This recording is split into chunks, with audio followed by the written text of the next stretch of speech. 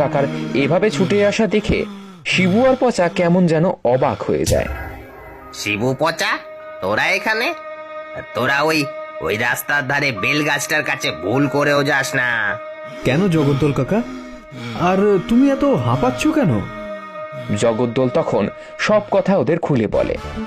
সেই গাছের তলায় ব্রহ্মদৈত্যীর দেখা পাওয়া থেকে শুরু করে ব্রহ্মদৈত্যীর কথা বলাগুলো পর্যন্ত।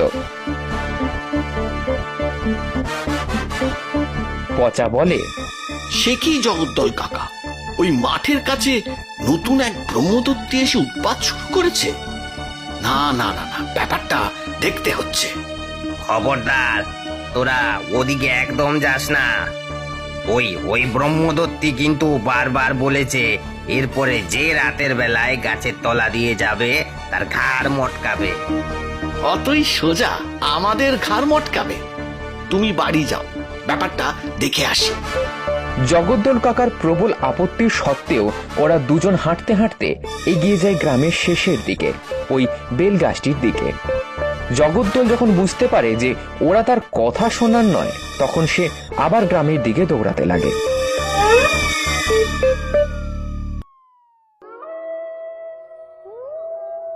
তোমরা বিশ্বাস করবে না, ওই বেল গাছটিতে একটা ব্রহ্মদত্তী বাসা বেঁধেছে। শিবু আর পচা ওদিকেই গেছে। কতবার বারণ করলাম আমি ছোড়া দুটোকে, আমার কথা শুনলো না। গ্রামের বেশ কয়েকজন লোক আলো হাতে জড়ো হয়েছিল। তাদের উত্তেজিত স্বরে কথাবার্তায় জগদ্দলের বাড়ির সামনেটা যেন ভরে উঠেছে। জগদ্দলের কথায় গ্রামের 4-5 জন লোক আলো হাতে লাঠি সোঁটা নিয়ে গ্রামের শেষে সেই বেলগাছটির দিকে এগিয়ে গেল। জগদ্দল ভয়ে ভয়ে বলল, তার দুটো লাল চোখ আর মূলোর মতো দাঁত আমি এখনো ভুলতে পারছি না। কিন্তু গ্রামের শেষে একটা ব্রহ্মদৈত্যী এসে আস্তানা গেড়েছে, আর সন্ধ্যের পর সেই বেলগাছের তলা দিয়ে কেউ গেলে তার ঘাড় মটকাবে, এমনটা তো চলতে দেওয়া যেতে পারে না। তাই গ্রামের লোকেরা হুল্লোড় করতে করতে এগিয়ে যায় সেই দিকে। পথের মাঝে তাদের দেখা হয় শিবু ও পচার সাথে। ওদের দেখতে পেয়ে তাদের মধ্যে একজন বলে উঠল, কিরে, গেছিলি ওই বেলগাছের তলায়? নিশ্চয়ই ভয় পেয়ে ফিরে এসেছিস। এবার আমরা যাচ্ছি। যদি ঘাড় ভাঙার ইচ্ছা থাকে তাহলে যাও গাছের তলায়, আর যদি সেই ইচ্ছা না থাকে তাহলে বাড়ি ফিরে যাও। আর ওই পলকা লাঠি, ও তো ওই ব্রহ্মদত্তীর কিছুই করতে পারবে না। তার একটা মস্ত বড় হাতে চড়ে তোমাদের মতন 7-7 শূন্যে উড়ে যাবে, বুঝলে?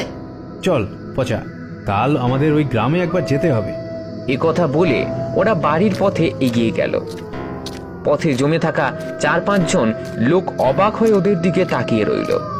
ঠিক তখনই একটু দূরে পথের ধারে সেই বেলগাছটি থেকে ভেসে এলো একটা অদ্ভুত গম্ভীর হাসির শব্দ। সেই হাসির শব্দ শুনে তাদের মধ্যে কেউই আর সেদিকে যাওয়ার সাহস পেল না। সকলেই শান্ত ছেলের মতো পেছনের দিকে ঘুরে হাঁটতে হাঁটতে নিজেদের বাড়ির উদ্দেশ্যে রওনা দিল।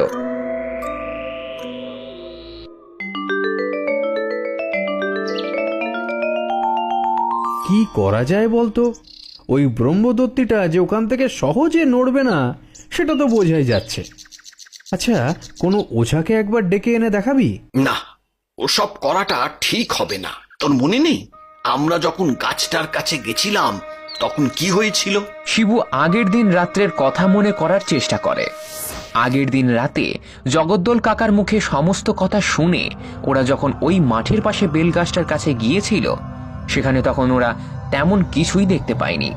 তবে একটু পরে ওদের হঠাৎ করে মনে হয়েছিল যে ওদের মাথার উপরে কি যেন একটা রয়েছে, আর ওপরের দিকে তাকাতেই ওরা চমকে উঠেছিল। বিশাল বড় মাথা যেন আস্তে আস্তে নেমে আসছে ওদের দিকে। জগদ্দল কাকা ঠিকই বলেছিল, দেখ, মূলোর মতো দুটো দাঁত বেরিয়েছে দুপাশে, আর দুটো লাল রঙের চোখ, কানগুলো কত বড় বড়। এমন দৃশ্য দেখলে যে কেউ আঁতকে উঠবে। তার মানে জগদ্দল কাকা মিথ্যে কথা বলেনি। এই, কে রে তুই? এতক্ষণ ধরে আস্তে আস্তে নেমে আসতে থাকা দুটো লাল চোখ, বড় বড় কান আর দুটো মূলোর মতো দাঁতের অধিকারী মাথাটা এবার কেমন যেন থমকে গেল। আর একটা গম্ভীর কণ্ঠ ভেসে এলো ওপর দিক থেকে। তবে রে বেটা, আমায় তুই তো গাড়ি করছিস? জানিস জানিস আমি কে?